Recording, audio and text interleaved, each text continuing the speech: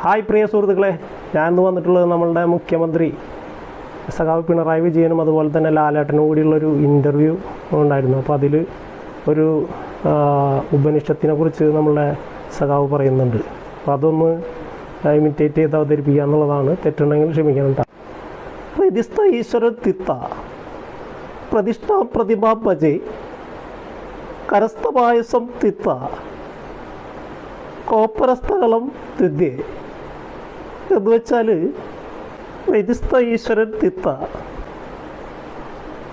ഈശ്വരൻ നമ്മളെ ഹൃദയത്തിലാണ്.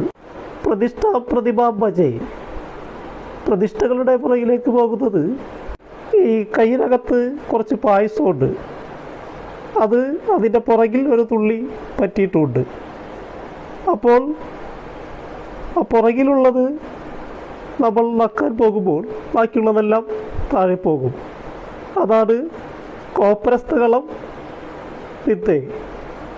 ഇതെൻ്റെ ഹൈസ്കൂളിൽ ഒരു ഭാഷ പഠിപ്പിച്ചതാണ്. കേരള ഭാഷ എന്നാണ് അദ്ദേഹത്തിൻ്റെ പേര്.